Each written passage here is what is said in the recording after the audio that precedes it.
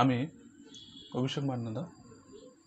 এর আগের ক্লাসে আমি চ্যাপ্টার 8-এর প্রথম যে অংশটি রয়েছে মানে ভারী ধাতু বা হেভি মেটালস এবং তাদের অতিরিক্ত মানব শরীরে প্রবেশে কী ক্ষতি হতে পারে সেই সম্পর্কে আলোচনা করেছে। আজকে আমি এরপরে যে অংশগুলো রয়েছে মানে বিভিন্ন সংক্রামক রোগ তাদের সম্পর্কে একে একে আলোচনা করব। প্রথমে আমরা জেনে নিই সংক্রামক রোগ বিষয়টি কি। যে সমস্ত রোগ সহজে একজনের থেকে অন্যজনের দেহে সঞ্চারিত হতে পারে, মানে সহজ কথায় ছোঁয়াচে রোগ বলে, তাদেরকেই সংক্রামক রোগ বলে। যেমন কলেরা, বসন্ত, আমাশয়, ইনফ্লুয়েঞ্জা, সর্দি কাশি এগুলি। এবার প্রথমেই সংক্রামক রোগগুলির মধ্যে আমাদের দেখে নিতে হবে বায়ুর মাধ্যমে কোন কোন রোগগুলি ছড়াতে পারে, মানে এয়ারবোর্ন ডিজিজ যেগুলো। তো সেটাতে আসার আগে আমরা আগে দেখে নিই কীভাবে এই বায়ুর মাধ্যমে রোগ ছড়ায়। দুইভাবে ছড়াতে পারে, একটি হচ্ছে কণা সংক্রমণ আর একটা হচ্ছে ধুলোর মাধ্যমে সংক্রমণ। কণা সংক্রমণ তোমরা ছবিতে দেখতে পাচ্ছ কীভাবে হাঁচির মাধ্যমে কোনো রোগাক্রান্ত মানুষের দেহ থেকে ড্রপলেটের আকারে জীবাণুগুলি পরিবেশে ছড়িয়ে পড়ে। তাহলে কণা সংক্রমণ কীভাবে হয়? একটা হচ্ছে রোগীর হাঁচি বা কাশি এবং থুতু ফেলার সময় খুব সূক্ষ্ম তরল কণা বা ড্রপলেট নির্গত হয়, যেগুলি বায়ুর সাহায্যে সহজেই আমাদের দেহে প্রবেশ করতে পারে। এই প্রত্যেকটা যে তরল কণা তার মধ্যে ওই রোগের অসংখ্য জীবাণু রয়েছে এবং এই রোগ জীবাণুগুলি তরল কণার মধ্যে কলার মাধ্যমে সুস্থ লোকের নাক, মুখ প্রভৃতি দিয়ে কিন্তু শরীরের ভেতরে ঢুকে পড়ে। তাহলে এটা হলো কণা সংক্রমণ। আর একটা যেটা রয়েছে ধুলো সংক্রমণ। এই জিনিসটা কি না, রোগীর হাঁচি বা কাশির সময় সূক্ষ্ম তরল কণা ছাড়াও কিছু বড় ও ভারী কণা নির্গত হয়, যেগুলি মাটিতে পড়ে ধুলোর সঙ্গে মিশে যায়। এই বড় কণার মাধ্যমেও অসংখ্য রোগ জীবাণু কিন্তু ছড়াতে পারে। এই বড় কণার মধ্যে থাকে অলরেডি রোগ জীবাণুগুলো। এবার যখন বাতাস বা ঝড় বয় তখন ওই ধুলো মাটিতে যেটা মাটিতে ছিল সেই ধুলো কিন্তু বাতাসে মিশে সুস্থ লোকের দেহে প্রবেশ করে রোগ সংক্রমণ ঘটাতে পারে। তাহলে আমরা দেখলাম যে কিভাবে বায়ুর মাধ্যমে রোগ ছড়ায়। এরপরে আমরা যে সমস্ত রোগ বায়ুর মাধ্যমে ছড়ায় তাদের সম্পর্কে একটু ডিটেলসে জেনে নেব। প্রথমে তোমরা ছবিতে দেখতে পাচ্ছ এগুলো হচ্ছে অসংখ্য ব্যাকটেরিয়া যেগুলো বায়ুর মাধ্যমে ছড়াতে পারে। তো এরকম প্রথম কিছু রোগের নাম আমরা জেনে নিই। প্রথমেই হচ্ছে যে রোগটার কথা বলবো সেটা হচ্ছে নিউমোনিয়া। নিউমোনিয়ার জীবাণুর নাম হচ্ছে ডিপ্লোকক্কাস নিউমোনি। এটা ব্যাকটেরিয়া। এটা উপসর্গ কি, এক্ষেত্রে ফুসফুস আক্রান্ত হয় এবং ফুসফুস থেকে মিউকাস স্খলিত হয়। তার ফলে ফুসফুসের যে অ্যালভিওলাই বা ব্রঙ্কিওল এইগুলো হচ্ছে মিউকাসে ভরে যায়। শ্বাসকষ্ট হয়, জ্বর হয়, মাথার যন্ত্রণা, শীত শীত ভাব হয়। ফুসফুসের যে লোভ সেগুলো কিন্তু আরও কঠিন হয়ে যায়। তাদের যে সংকোচন পোষণ ক্ষমতাটা নষ্ট হতে থাকে। ঠোঁট এবং নখ নীলাভ ধূসর বর্ণ ধারণ করে। এই হচ্ছে নিউমোনিয়ার উপসর্গ। এর সংক্রমণ পদ্ধতি কি, রোগীর স্পুটাম থেকে মাছির সাহায্যে রোগ বিস্তার করে। তাছাড়া রোগীর পোশাক পরিচ্ছদ, আসবাবপত্র থেকেও রোগ ছড়াতে পারে। আর বায়ুর মাধ্যমে তো রয়েছে।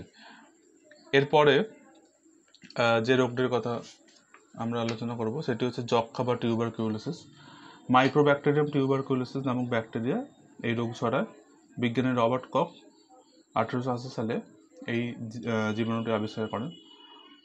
এর উপসর্গ হচ্ছে ওজন হ্রাস, দুর্বলতা, অনেকদিন ধরে কাশির সঙ্গে রক্ত ওঠা, জ্বর বা বুকে ব্যথা, শ্বাসকষ্ট, ক্ষুধামান্দ, এইসব।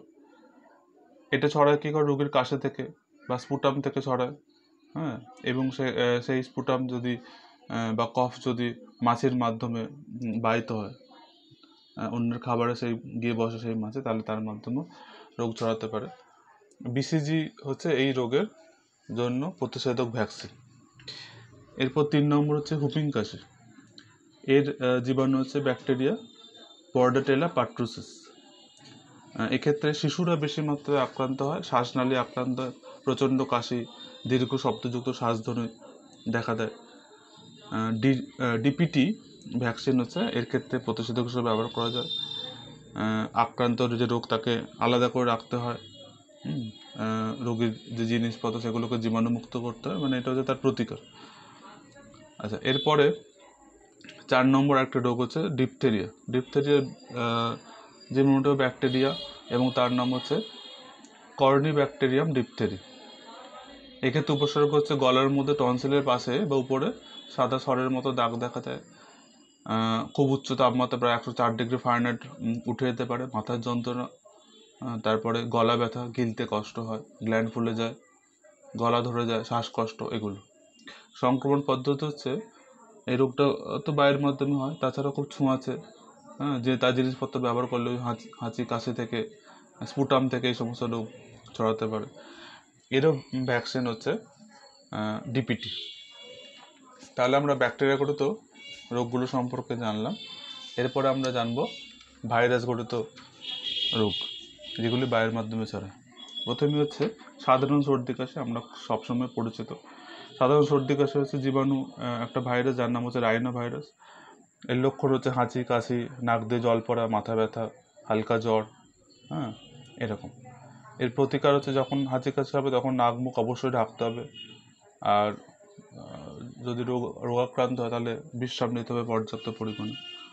সেকেন্ড হচ্ছে মাম্পস। এর ভাইরাস হচ্ছে প্যারামিক্সো ভাইরাস।